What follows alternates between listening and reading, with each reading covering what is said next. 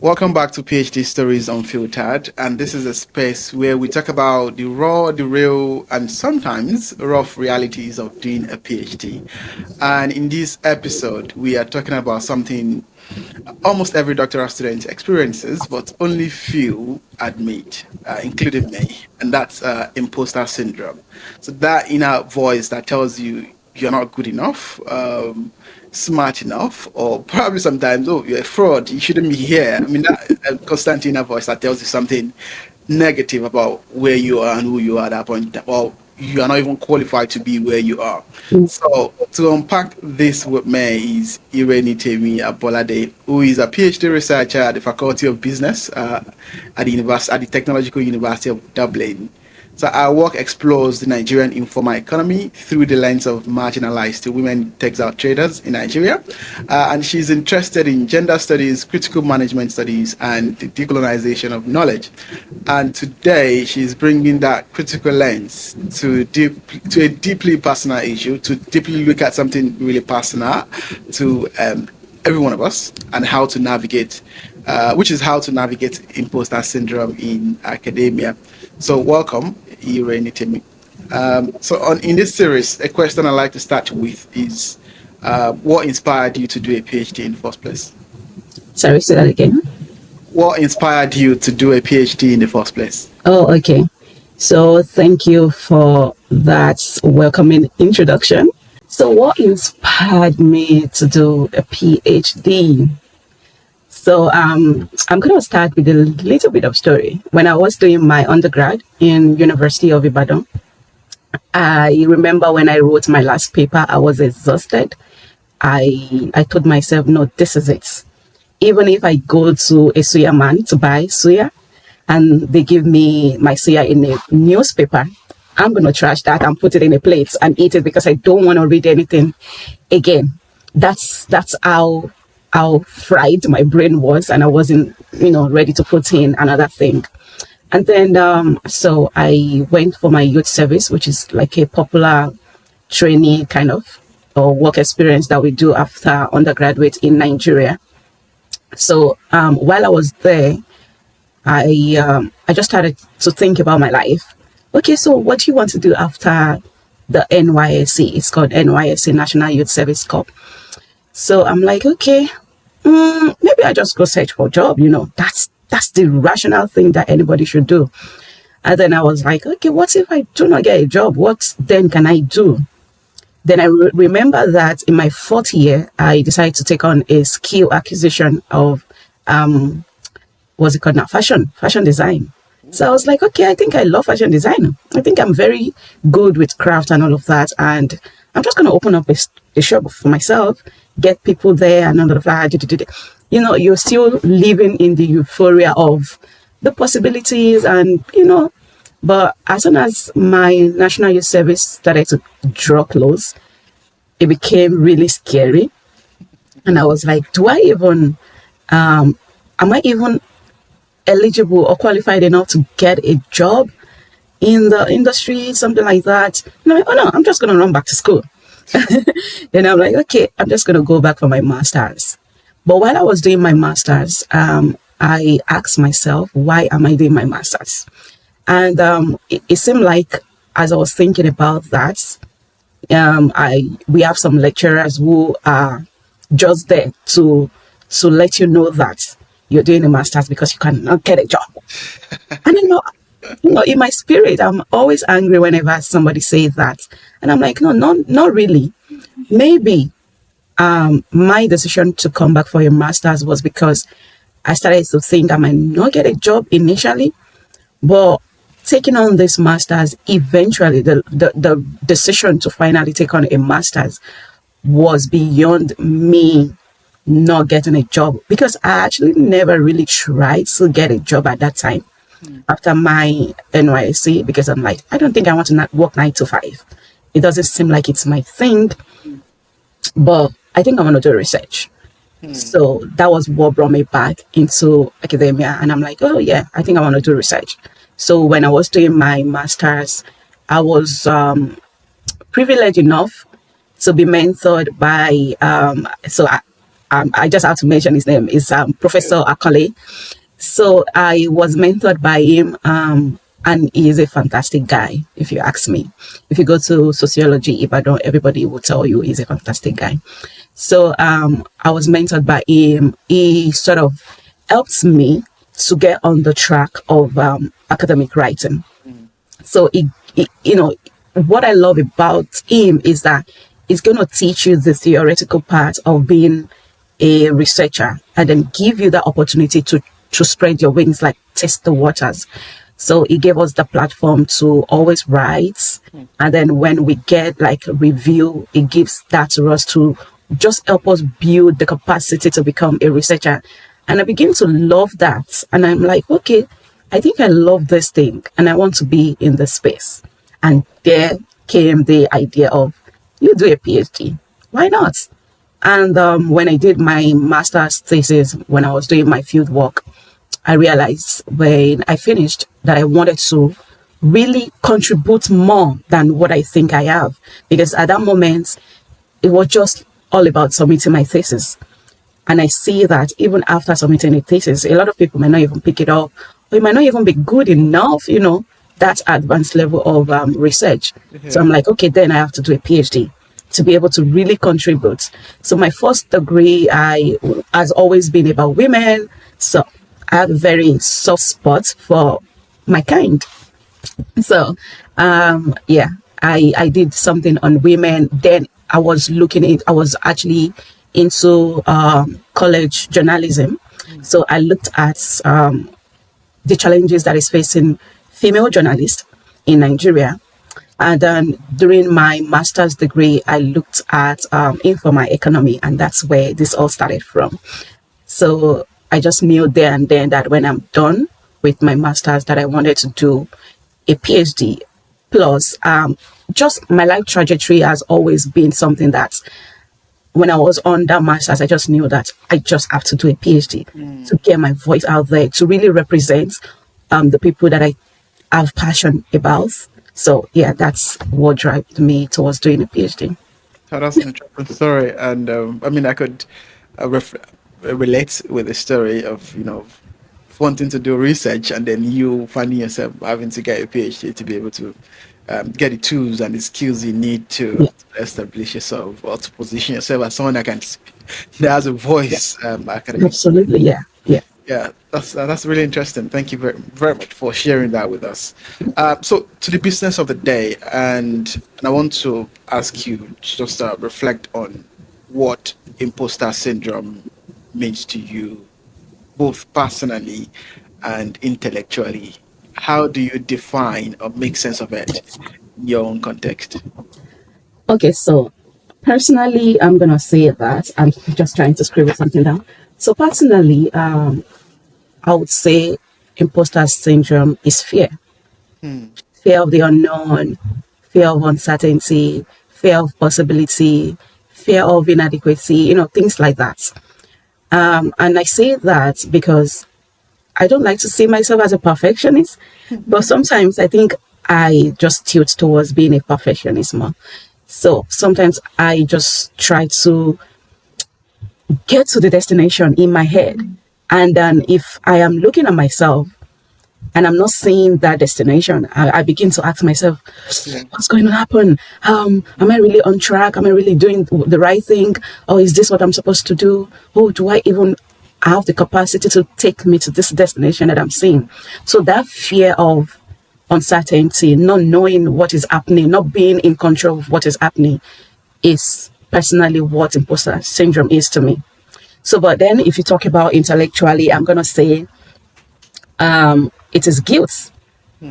Yeah, so it is guilt. And I say that it is guilt because you start to feel inadequate. You start to feel like you don't deserve what you have. You're not supposed to be where you are. You have people that are better off, that are supposed to be maybe in your space, or maybe you're not competitive enough. That kind of scenario just Yeah. are the things that make up what put you in that feeling or in that space of imposter syndrome. Yeah.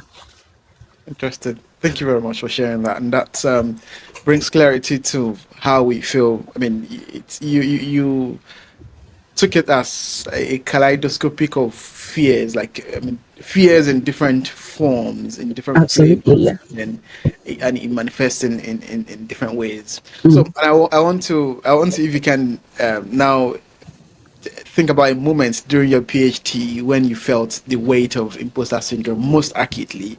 At what point of that PhD do you think, oh wow, and what triggered that moment? And yeah, that's my next bit. Yeah, thank you for that question. There are several moments that I felt like, oh my God, what is going on in my life? And I say that as someone who would pride herself as very self-loving, self-confident, and who enjoys her space a lot. And but when I started my PhD, it it became a different thing entirely. Coupled with the fact that I'm an international student, I do not have family here. You're struggling to go through academic rigor and then at the same time struggling to get integrated into the society that you just moved into. And a lot of so many other factors just came rushing at me one day, and I'm like, I'm just overwhelmed. Why am I even doing this? Why should I even put myself through so much pain? Yeah. Do I even think I'm capable of doing a PhD? And these questions are things that just make you feel some sort of inadequate in yourself, questioning and all of that. But I would say that as much as I felt all of this, I think there was a time in particularly when I was doing my lit review. I was extremely overwhelmed with a lot of information that I had to take in. Particularly, I like to tell people that my research is sort of divided into two. Okay. So I have the informal economic aspect of my work. Then I have the theoretical part of my work, which is me having to use the decolonial feminist lens to look at the dynamics, the trajectory of what is happening and all of that. And then the informal economic lens is having to bring up alternative understanding, alternative theory, alternative ideas that can actually help me to critique organization and management studies. So sometimes I feel like I am devoting a lot of my time to the theoretical part of my work and then finding it difficult to link it back to the informal lens of my work, which is like the actual thing that I'm doing. Because as much as my work is theoretical, it is also very practical based in terms of the knowledge that I'm bringing forward and then what exactly am I doing. So I find myself being thrown between these two space, and sometimes I'm like, can you guys, like when I'm reading some article, I'm like, can you guys just go straight to the point? Like, tell me exactly what I need to know. Don't tell me, okay, this, then I have to go look for another literature to understand what is going on in another space. It's like I'm doing two things at the same time, and I get overwhelmed that day, and I'm like, why am I even doing this PhD? Why do I put myself through this? Will I be able to eventually pull it off? Especially in my first and second year, it was really tense. As much as I was very enthusiastic about the journey, I was so happy that I'm doing a PhD. Very positive when I started, but along the line, I started to feel like, no, I don't think I should be doing this. Yeah. Then there is another aspect of it, as a Nigerian, as a lady, you know, somehow people do not understand, why do you need a third degree? Af- After all, you are gonna just get married. Your husband will be in charge. So there's that aspect of somehow some people that you care about do not really understand what you're doing, and then you're struggling with having to make yourself relevant in what you have decided to do, and at the same time trying to explain yourself to people who do not understand why you need to do that. So everything came at the same time at that point in my life. I think it was my second year, and I'm like, oh my god, okay, I don't think I am supposed to be doing this. And Yeah. that's where the guilt part came in as well. And I'm like, okay, maybe I'm just wasting my time. Maybe I'm not supposed to be doing all of this. Why do I have to be the one to talk about women? Why do I need to be the one to speak up about them? Let everybody speak for themselves. A lot of different experience like that. And but one thing that helped me get myself out is me always going back to the drawing board. Why did I start a PhD? Why did I wanted to do a PhD? What does it mean to me? It's me now, against every other person, against maybe even institutions. Mm-hmm. What does it mean to do this PhD for me? So I will always go back to my Why? research proposal Mm. to read it and tell myself, this is why I'm doing this. This is why I want to do this. And I just have to do this PhD. I don't care what it's going to take away from me. I don't care if I'm 50% brain dead afterwards, but I have to do this PhD.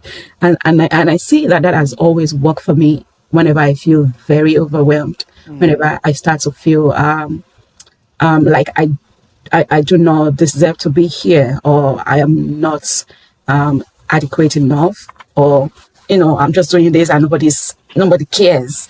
I just Mm. go back to my research proposal and read through my research proposal, and I'm like, fine, this is why I'm doing this, and I have to do it. So yeah, that always get me out of the feeling quickly than any other thing. Yeah.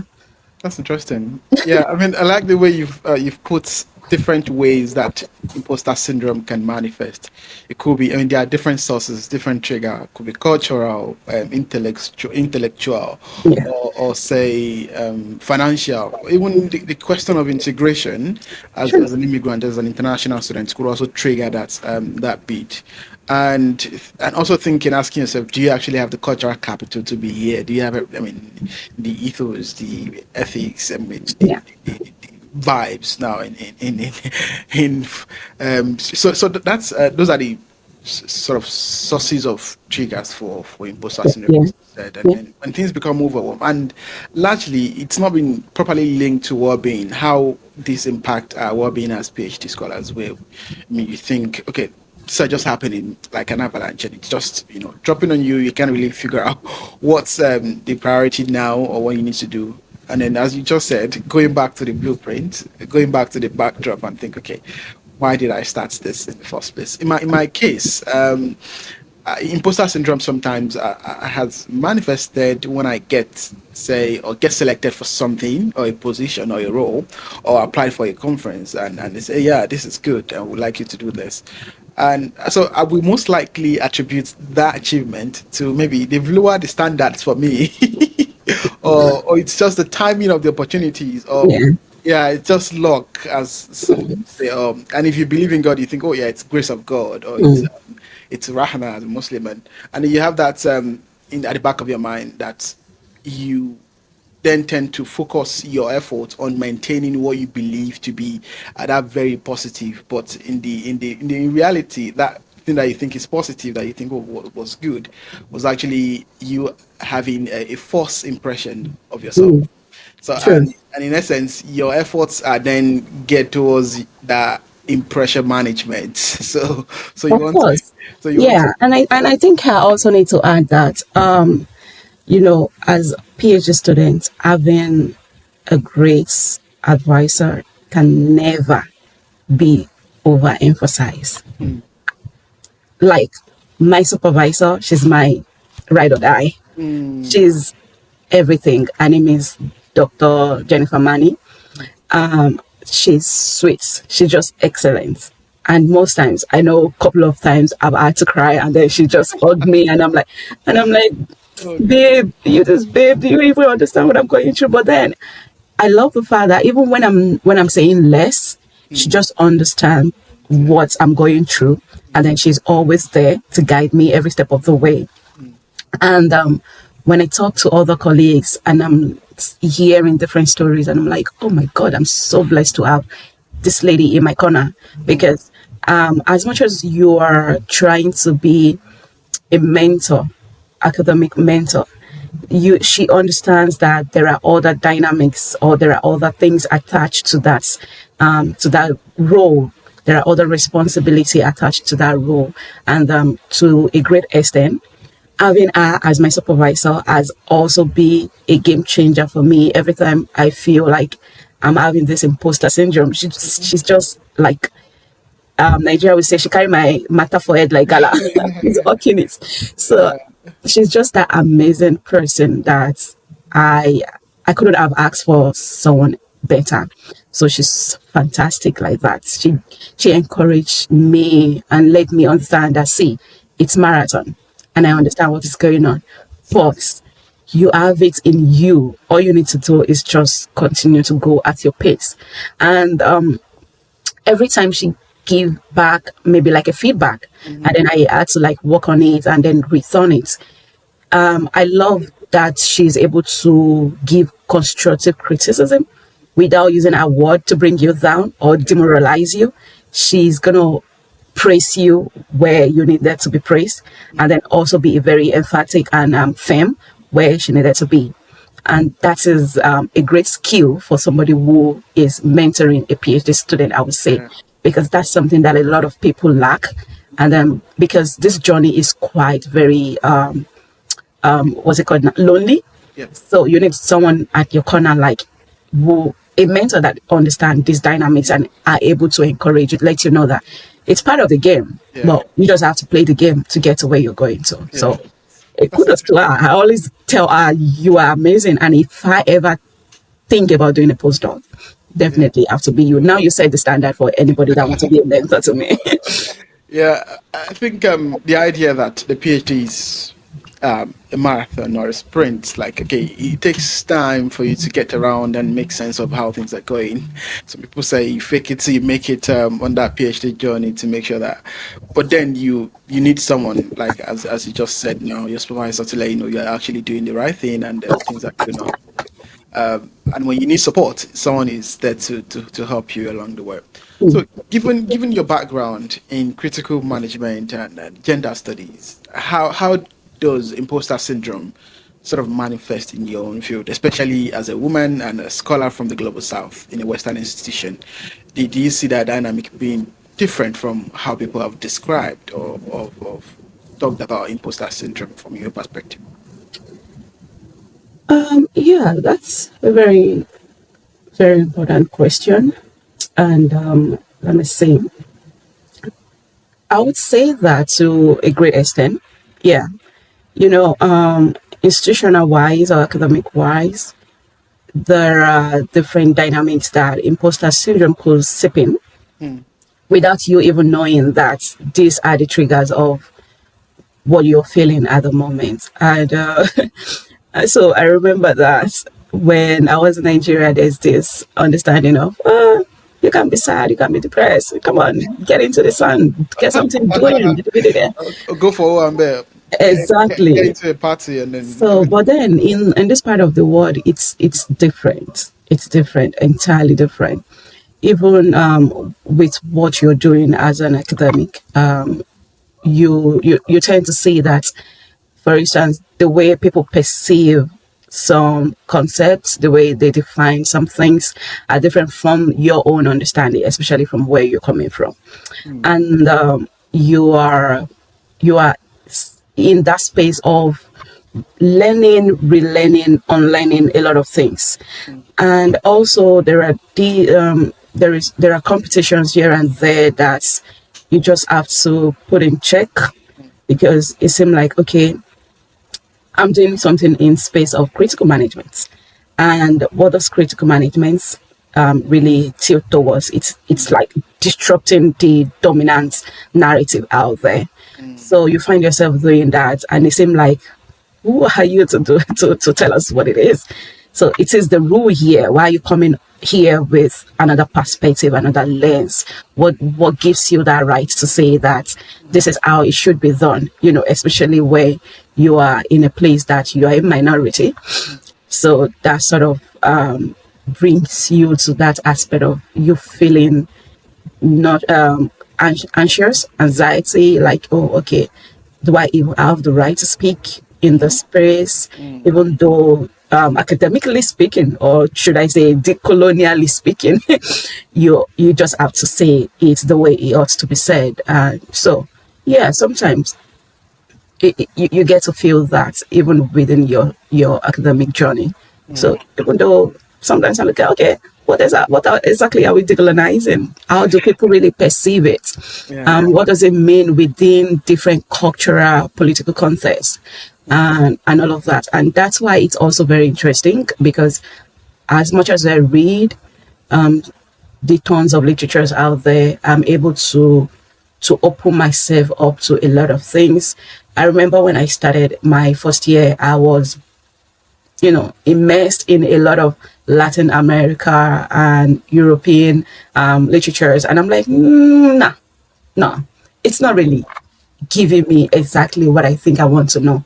Mm. I think these are the things that I think I've known, even though these guys are doing decolonial work. But within the context of Africa, within the context of Nigeria, within the context of Nigerian women, what exactly does all of this mean and all of that? And I'm beginning to see new things crop up, and sometimes you just feel like when I go for conference sometimes and I'm like, do I say this or do I just tone it down to be acceptable? But after my first year, I've learned to be very bold to say the things that I needed to say. It doesn't have to be comfortable, it doesn't have to be palatable to your ears, but you just have to say it because that's the fact, that's the truth. So yeah.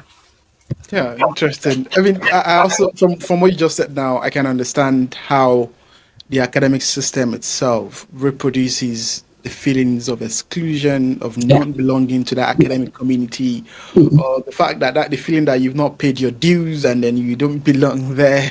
Academia is highly, highly political. It's highly, highly political. Uh, There's nothing anybody can say. it reproduces or it recreates that feeling of inadequacy so much Mm, so through its the everyday culture of the everyday reality of it. And I also think one indicator of imposter syndrome is that overestimation of the ability mm, of others. yeah. We tend to overestimate what others can do and Mhm. underestimate our own abilities. True. and, Yeah. and it's such a very powerful construct in academia where we have this distorted views of one's abilities and Mm. thinking, okay, I'm not, if this person can do it, then then I mean, if this person, for instance, if you're applying for a job and someone is telling you, I'm also interested in that, be like, I can never get it. If that person is applying is in the same application pool as I am, then Yeah. nothing possible for me on that bit. So I think that's also one important reality that I've seen when it comes to imposter syndrome. I True. Yeah. believe that in most cases that our successes, our achievements, or that pat on the back that you got was actually a result of a circumstance or circumstances Mm. rather than the efforts that we put in every day, every night, the daily and nightly efforts that we put together to get this And thing. which is why it's very important to us to celebrate every small wins. Hmm. Because sometimes you, as a PhD student, you would have done a lot, Mm-hmm. but because you're not even keeping track of those things that you've done, it seems like you've not done anything. Yeah. So I remember when I wanted to do, so there's this thing called annual evaluation in my college. Yeah. So it's like a progression examination that you have to do every year. Mm. And when I was gonna do the first year, Yeah. and I was worried about, okay, what do I need to put in my slide? What are the things that I needed to say?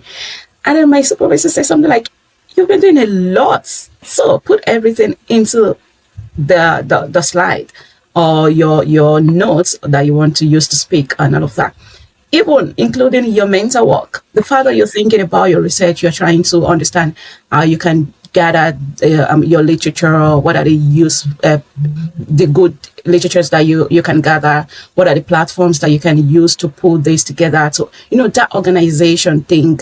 The mental work is part of your your PhD." And I'm like, oh, that sounds really good, because sometimes you just feel like, oh, I've not been able to write an abstract, I've not been able to write a paragraph. It's more than just writing a paragraph.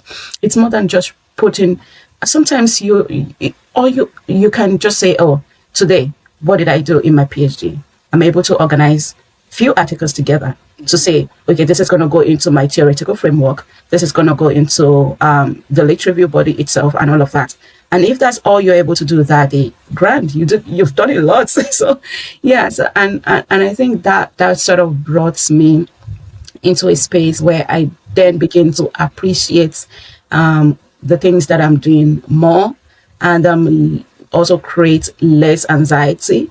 So when I'm not really working, I just tell myself, do you know you've done like a month work in like 2 days, 3 days? So please give Yeah, yourself some grace and enjoy it. of So course. it can really be intimidating, honestly, especially when you meet some colleagues and they're like, oh, I just published this, or oh, I just submitted to this conference, and you're like, oh my god, really? You guys are odd. What am I doing with my life? Where have I been? Am I Exactly. still on this planet? Yeah. Right. So yeah, that Definitely. sort of thing just puts you in a space of imposter syndrome because you begin to see yourself as not doing so much or not doing enough. Yeah.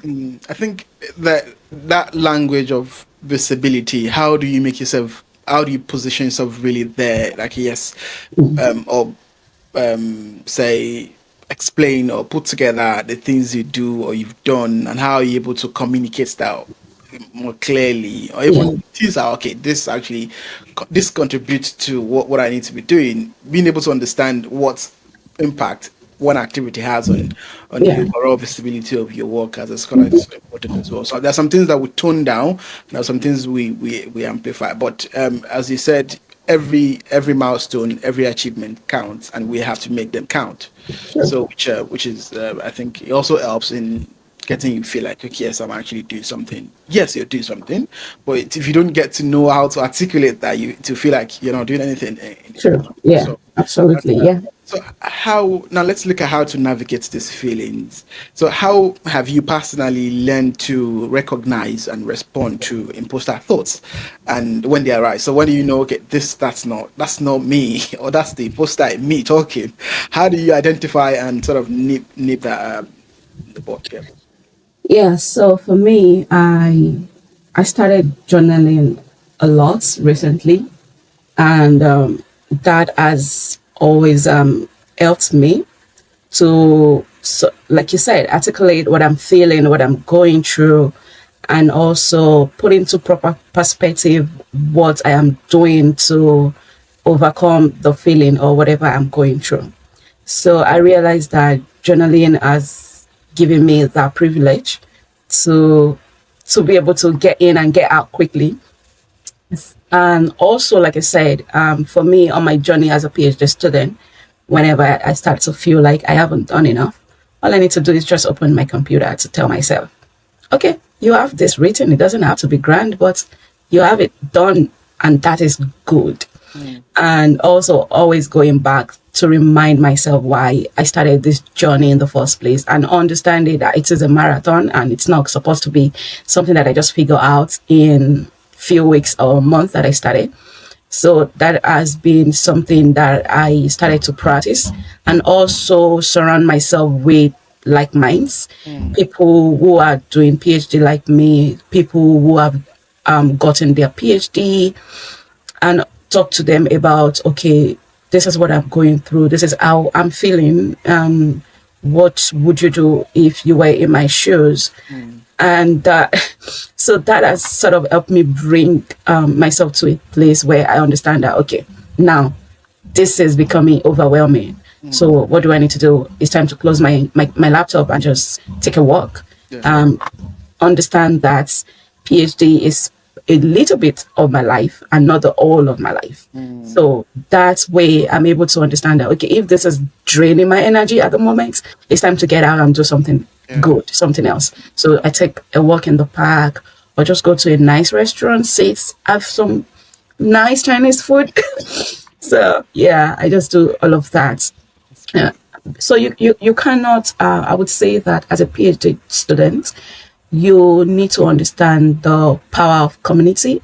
Mm, So you need to put yourself in space where people like you are going through similar things. So number one, you don't get start thinking, oh, it's a personal or it's very synonymous to me. mm, You need to understand that it's not just you, it's a common feeling among your cohorts, and also to be able to understand how people have been able to navigate it. I know somehow a lot of people downplay the power of WhatsApp groups or WhatsApp pages, but these are mini communities that you can actually use to help you get out of any form of imposter syndrome. Sometimes somebody is going to post something that is very funny, laugh about it, comment. It doesn't have to be academic always. Post one cartoon of somebody taking a coffee or something, just laugh.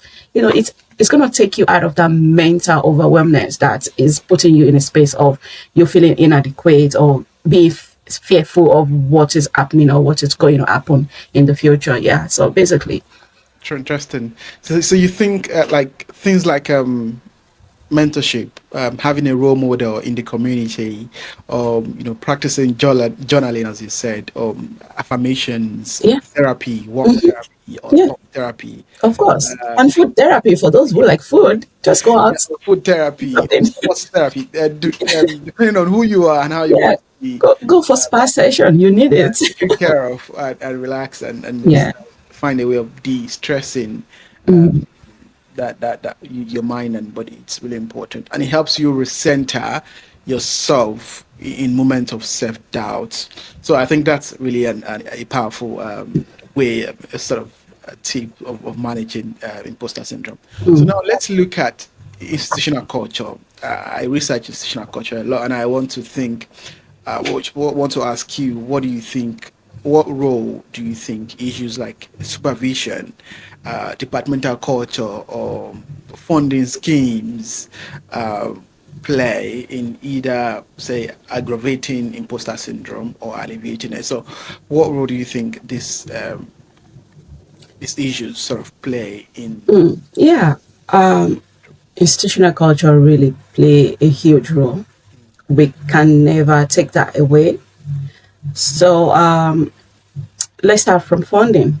Mm, For a PhD student who is being funded, as much as it looks like your funder has done you a huge favor, they also put that burden on you to be very, very resourceful, to be useful for your, to use the money wisely, if for lack of word. So there's that pressure on, oh, these are taxpayers' money. I need to be able to produce answers. I need to be able to use this money wisely. I don't want it to look like they wasted their fund on me.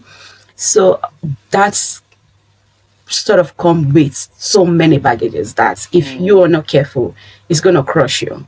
And also the fact that at some point maybe you are looking at your work progress mm, and you start to feel like, oh my god, I haven't really gotten a hang of what I want to do. And then you remember, oh my god, my funding is going to finish in 6 months. It's going to finish in 3 months. That's can be very overwhelming, very overwhelming, and especially for an international student. If you're being funded, you're not just being funded, everything surrounding your being in that country that you are is dependent on your status, yeah, progress. which can also put you in a place of you feeling, oh my god, what is going on? Do I do this? Do I get that done? What am I doing with my life? Da, da, da, da. All those things contribute to it. And also in terms of mentoring as well, Mm, we cannot overemphasize the importance of having a good mentor because it's a long journey. You want to have somebody by your side who is holding your hand, not necessarily holding your hand, but at least you knowing that they've got your back any day, anytime. mm, Somebody who you can always go to confide in, talk to, not necessarily always about academic work, but sometimes you're feeling like, okay, I don't even know why I'm feeling extremely overwhelmed or anxious at the moment. They talk to you. I know there are other avenues to say these things like, oh, go to the counseling unit, go talk to chaplains, but sometimes you there's that distance between you and the counseling unit. You just want somebody who you have come to learn to be friends with or to be like a mentor. You just want them to see you in that moment, at that point, and give you that reassurance of you're definitely doing your best. Don't ever think you're not doing your best. You're doing your best. I have gone through your writing from stage one till now. I can see changes. I understand that you might not be able to see changes. These are not things that you go to a counselor to say. They don't really understand what you're doing in your PhD. So they are just going to give you advice generally on, similar things that people have talked about. But your mentor obviously know what is going on in your PhD, and they are able to let you know that you know what, take it slow. If you need to go for a 1 week self-care, just take it. I approve that. I can see that you're progressing, but if you're feeling like you're not progressing, then there might be a need for you to take a break and then come back to your work. So somehow, all of these are very important in the institution. Even the college itself, the university that you belong to, or the faculty that you belong to, might be reinforcing imposter syndrome through the culture, especially where if you belong to an institution that is not very open. So you might struggle for being seen. You might struggle to be heard. You might struggle with having to speak and all of that. You might struggle with being fully integrated into the system, and that can also be very overwhelming for you as a PhD student. And honestly speaking, PhD in itself, it's enough to disrupt your mental health. So then having to add all of that to it can really be very devastating. Yeah. Yeah, that's interesting. Thank you very much for sharing that and reflecting on those bits of institutional cultures and how they manifest or impact on the way we see ourselves in those spaces, and the role of imposter syndrome in our journey as academic scholars. So, but my next question is to you and myself as well, who are looking to, or people looking to decolonize their fields or making some disruptive contributions to that field, and how do you make space for alternative forms of knowing in your work while you're dealing with, say, the pressure, the gravitational pressure to conform with, as you said now, closed academic standards or dominant academic standards? How do you manage that bit of wanting to do something new and again having to conform to graduate, because that's because the That's the goal. finished PhD is a done PhD. Yeah, so that's my question. Yeah. So it honestly, it can actually be a little bit challenging for, if naturally, as much as change is the only constant thing, people most times are not open to changes.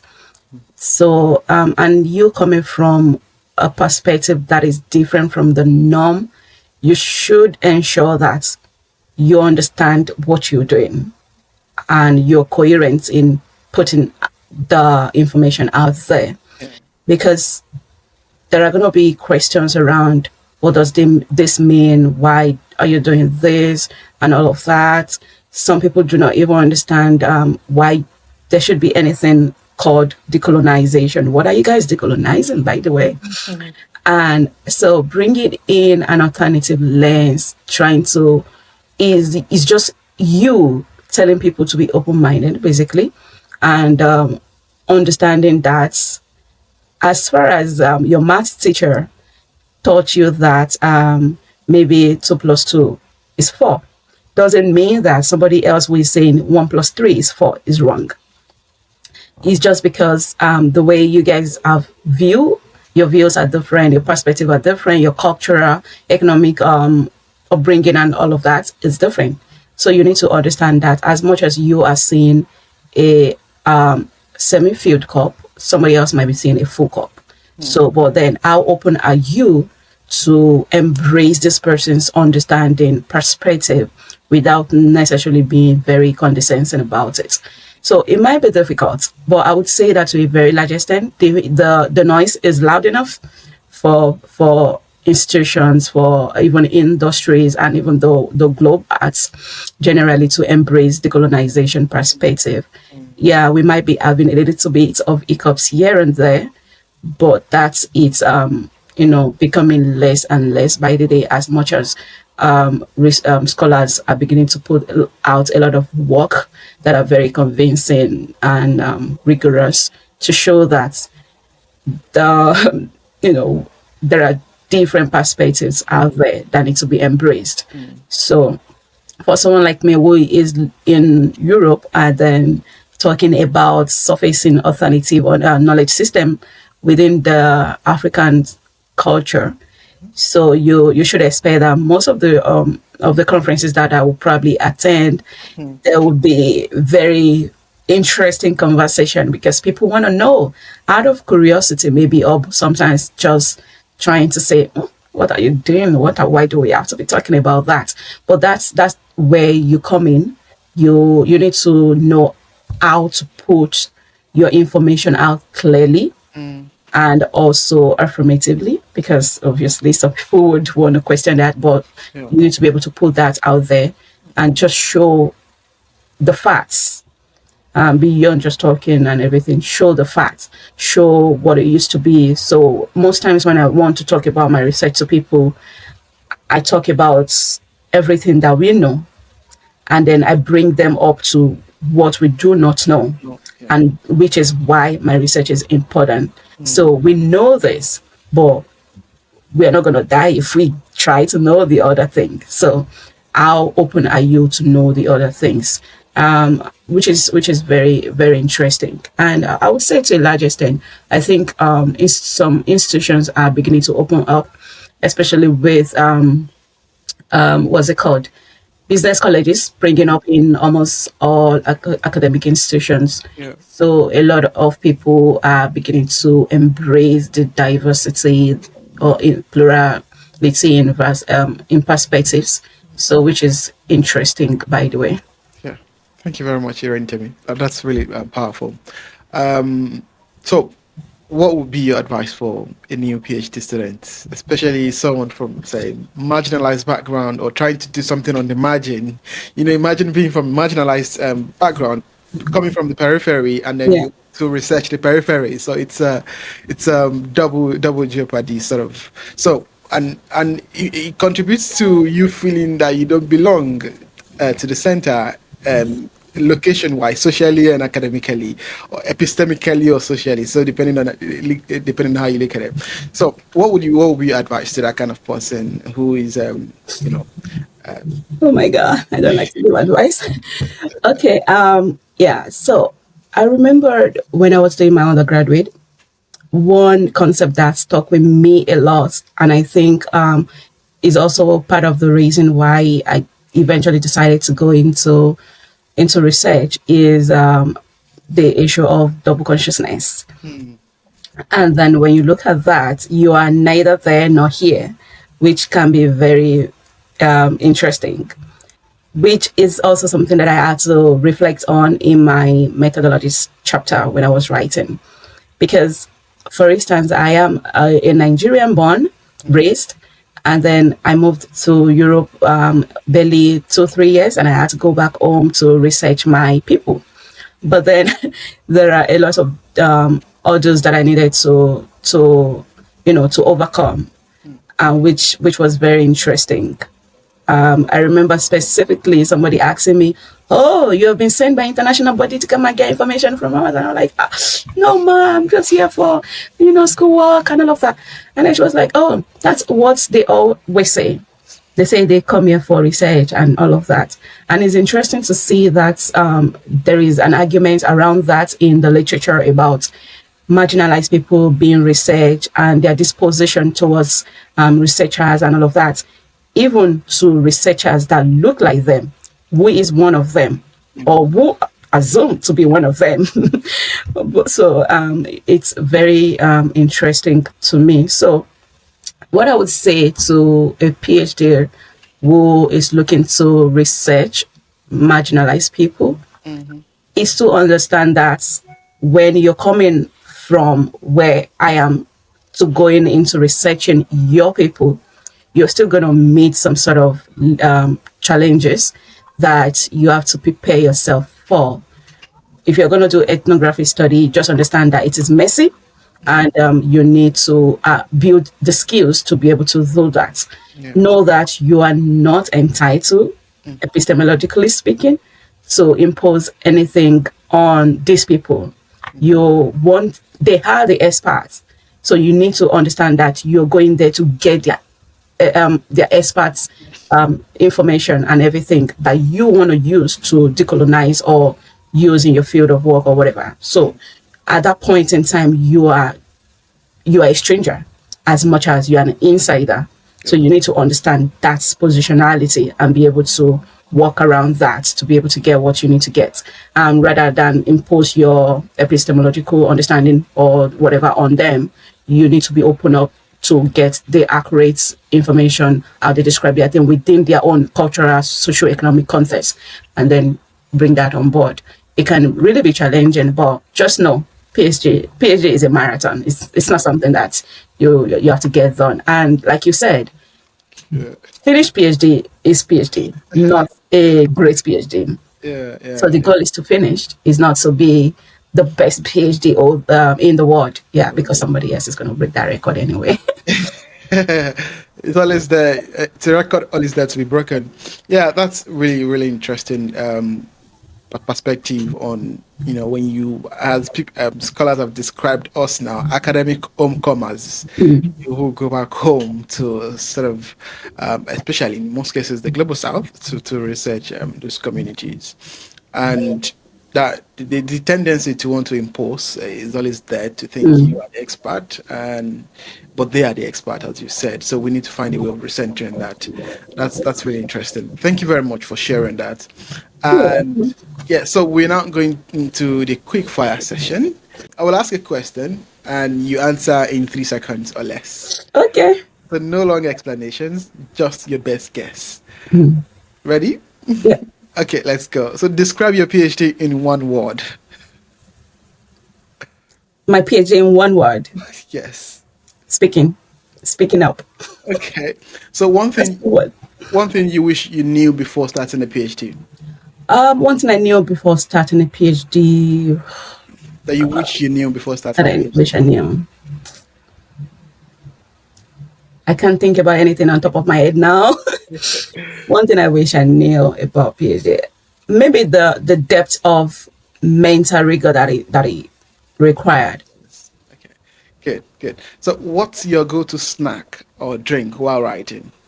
Oh, yeah. So I don't do drinks that much, but my go-to snack is chocolate. I'm very sweet person, and then the drink would be maybe water or just some fruits. Basically, yeah. I take fruit a lot. So yeah. Are you a morning writer or a midnight thinker? I think I'm all of the above, depending on the mood that I find myself.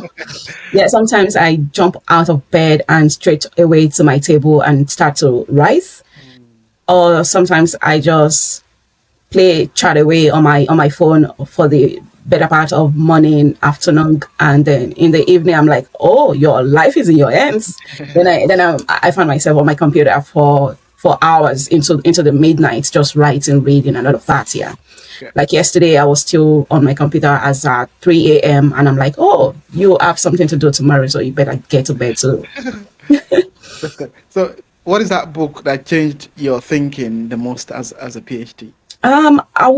There are several books that changed my thinking, but I would attribute this question to a particular podcast. It's called CMS In Touch.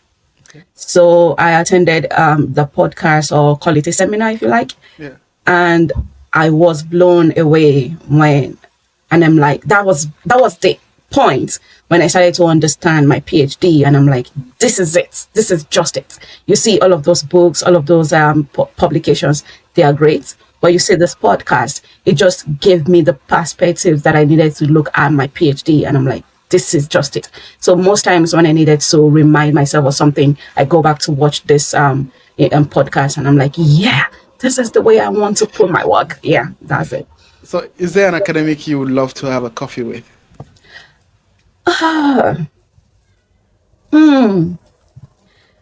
There are a Yes. lot of, there Excellent, are excellent. lots of them. There are lots of them, actually. There are lots of them, but I admire the likes of Yakub Aliso, the likes of Professor Falala, and Oyeronke Oyewumi. I've been in a conference with her at a time. Maybe have a coffee with her just to understand what is going on in their head. Honestly, there are lots of them that I cannot just say on top of my Yeah, head now, but yeah, yeah. Okay. absolutely, So, these humans are great. Most times when I read their work, I'm like, yes, this is it. so are you a quant or core person? Absolutely, 100% qual. Okay. I love my call to the moon and back. Yeah, no, nothing bad about quants. I love quants, but I Yeah, love my call because yeah. it just helps you see different dynamics, the hidden things that you would naturally not see in quants. Yeah, I love qual. So, if you weren't doing a PhD, what would you be doing? Ah, that's a good one. If I weren't doing a PhD, what will I be doing? So before jumping into PhD, I was a terrific field researcher. So I enjoy going to field, doing research, and all of that. So I will probably just be in one rural area, digging out information, not necessarily for PhD, but for every other thing. So I just enjoy that part of PhD Okay. research. Yeah. Good, good. And now this is the last one. So, Oh my God. finish the sentence. Imposter syndrome is. Imposter syndrome is false. It's false. It's Okay. false. Yeah. Why did I say it's false? It's because it's in your head. As soon as you kick it out, it's out. Yeah. So it's okay when you feel overwhelmed or da-da-da, but when you understand that this isn't real, this is just a feeling that is clouding your head or hovering over your head at the moment. What do you need to do? Once you understand the mechanics that you need to take to get it out, you'll be grand. Thank you very much, Irenitemi Thanks so Abolade. much for having me. As you said, imposter syndrome doesn't always go away, but you remind us that it can be named, challenged, identified, and also that you can kick it out when needed. And if you are a PhD student who has ever felt like an imposter, Irenitemi is telling you that you are not alone. We belong here. We've all been there and still there, and this is something that will carry on through our career as academics, or even outside the career. So we belong here. Our perspectives, our voices, as Ire has highlighted over time, our perspectives, our questions are valid, and we are part of this. So leave a comment below, and I want to learn how you've dealt with imposter syndrome in your own academic journey as a PhD student or as an academic. And don't forget to like, share, and subscribe to Academic Village for more unfiltered PhD conversations like this. And I will see you on the flip side. Thank you. Thank you. Have a good one.